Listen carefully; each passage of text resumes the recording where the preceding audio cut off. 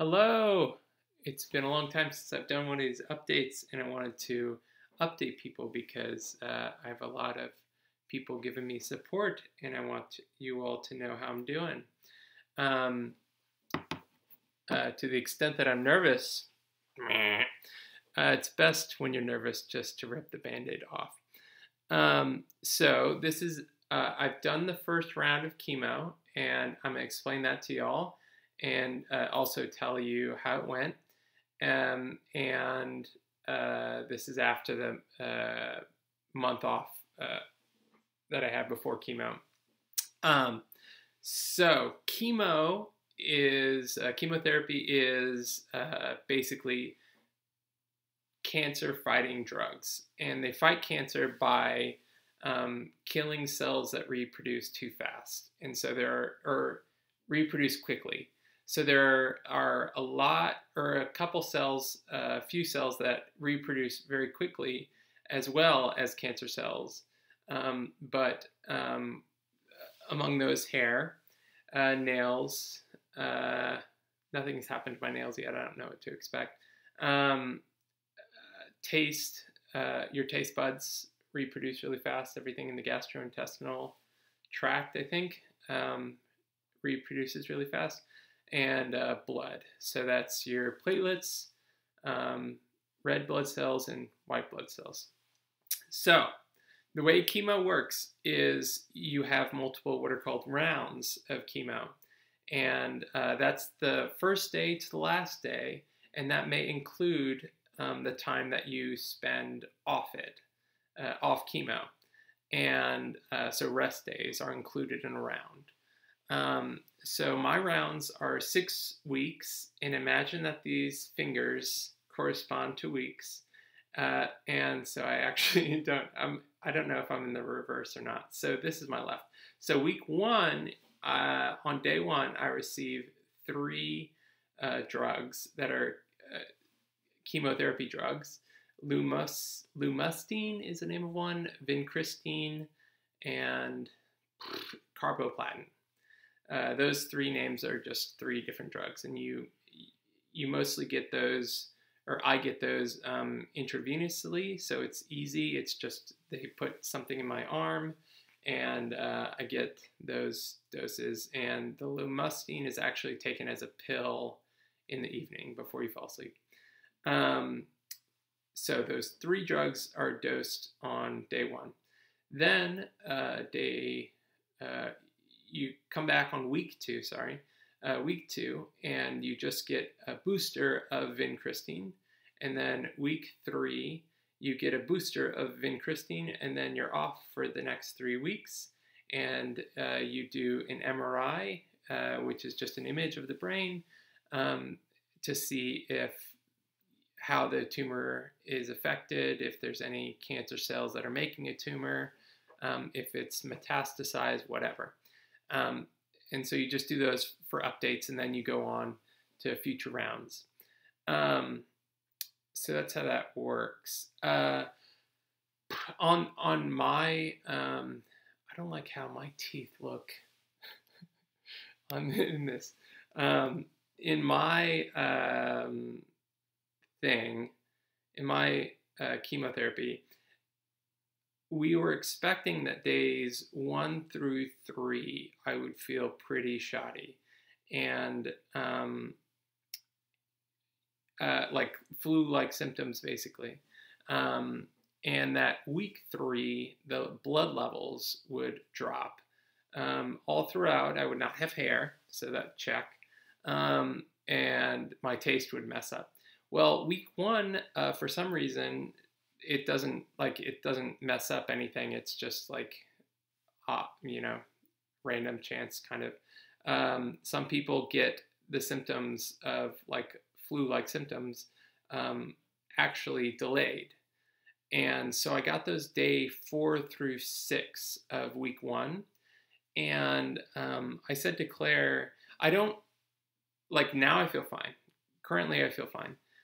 That first week of chemo I said to Claire, it was the hardest mentally and physically.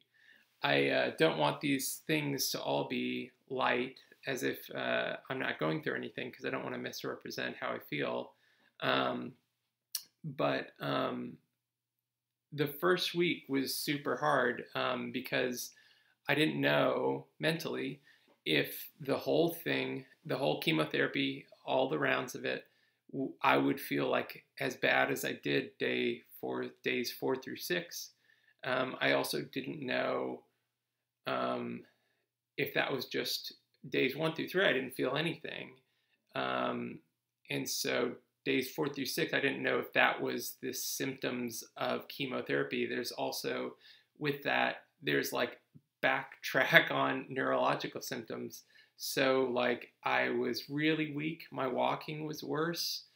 My tremors in my hand for like writing and stuff like that were real bad. Balance was affected, and when it kills your taste buds, you don't know what you can eat. So the first week I lost like 6 or 7 pounds, and the only thing that I knew to eat, like the only thing that didn't taste like that spit when in your mouth when you're gonna throw up and you're trying to stop yourself and you're like, I don't want to throw up, maybe I won't, and you keep on, spitting, and you eventually throw up. That kind of spit, that kind of taste is what everything meaty and salty would taste like. And it was immediate. Like I could do this with chocolate. So chocolate's very salty, but also very sweet. So I would smell chocolate from afar, where it's not overpowering, and it would be beautiful up until a certain point, and then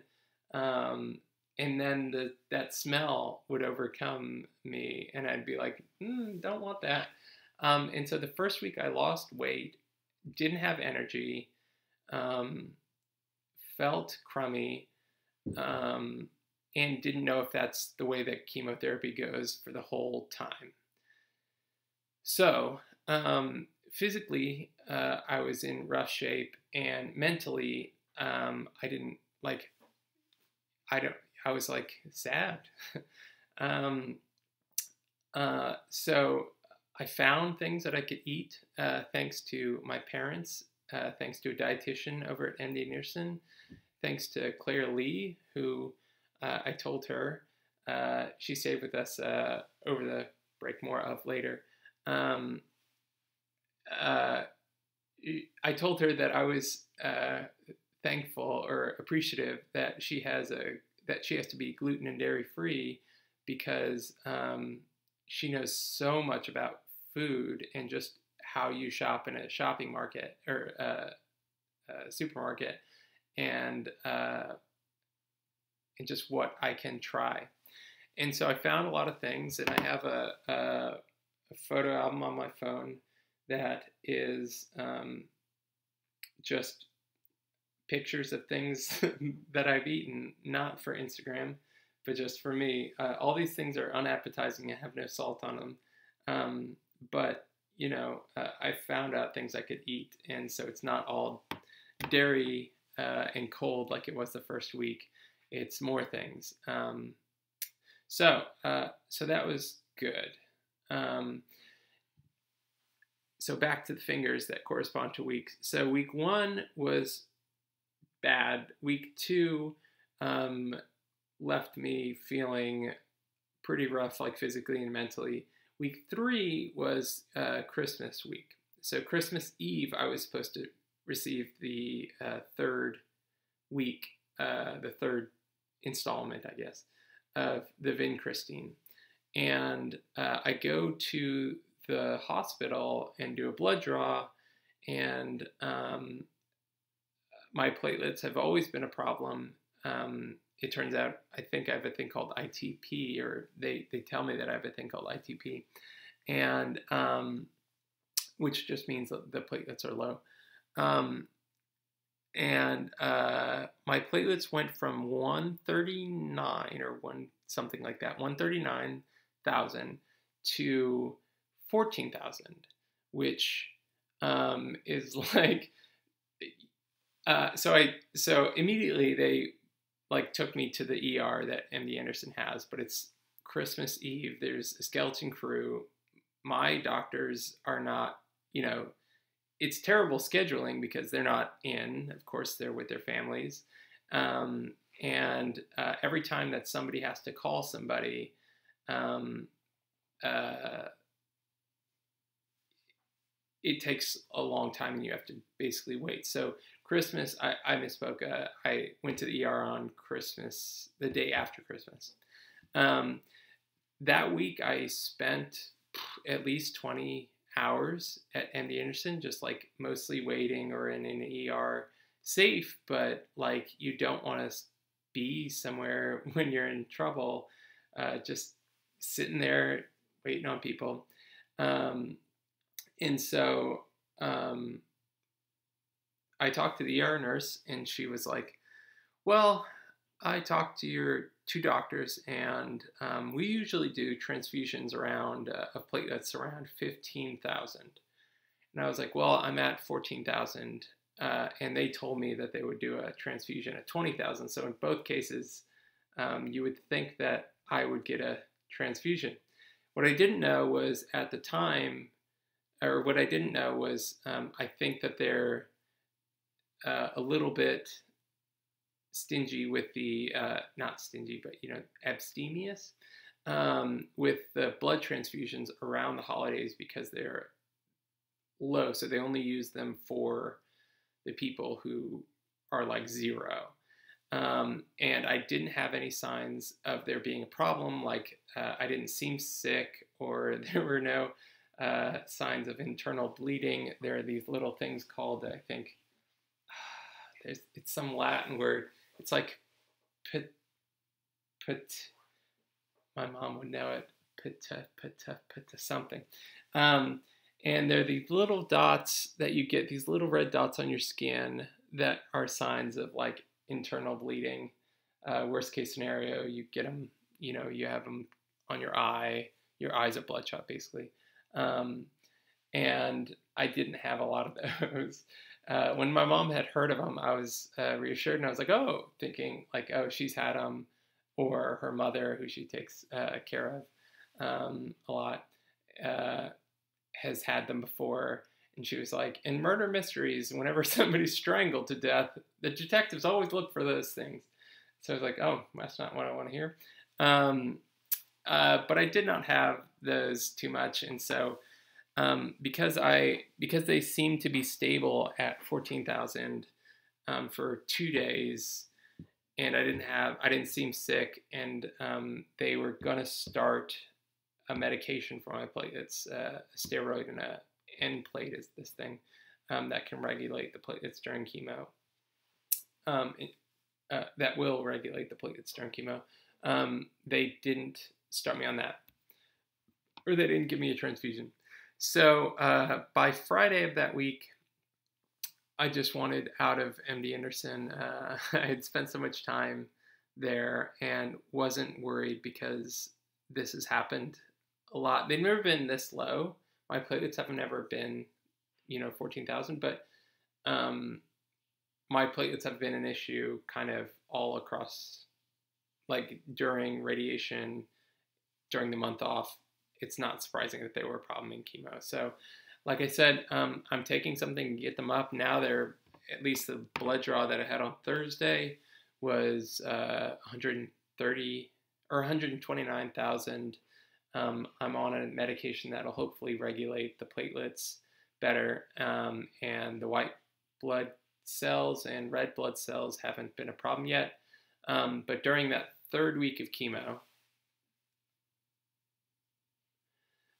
the counts go down, are affected in this round of, or like in this treatment of chemo, this combination of drugs.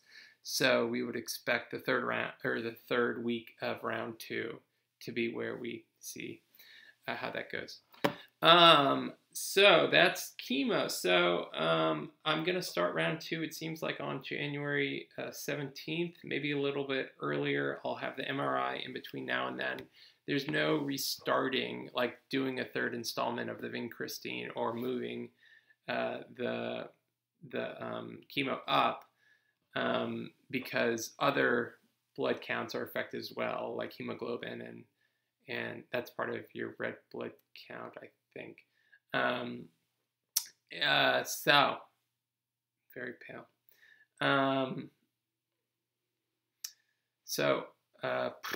Sorry, this is long, man. This is 15 minutes. I hate how long these things are. We had a great, relaxing Christmas and New Year's. Like I said, Claire's friend, was over for a wedding from the Netherlands and stayed with us, and also saw her family, of course, around Christmas. And so thank you to her, because she was a big help with Theo while his daycare was closed for 2 weeks. She was a big help for Theo and also for me, and it's just nice to have people around. Also, thank you to Alex Hayes, who helped me wrap Christmas presents before Christmas, and that was a great big help, and she's always very nice. She has 2 kids of her own, and she always thinks about Theo, so that's very nice. My parents also, Claire went to this wedding, my Claire, went to this wedding in California, and I unfortunately couldn't go. It was Jennifer McCaleb, who I've thanked before, and Ann Sinha got married. Congratulations. And unfortunately, that was around week 3, I think, so my counts were kind of low. So I couldn't go. But during that time, my parents helped me out with Theo, and so did Mary Heck, my mother-in-law. And so thank you to them. Thank you to Mason and Alyssa, who sent us, sent Theo a gift and me a care package. Alyssa used to be a medical professional at MD Anderson, so she knows she's very knowledgeable about the other side of cancer and how to deal with that. And so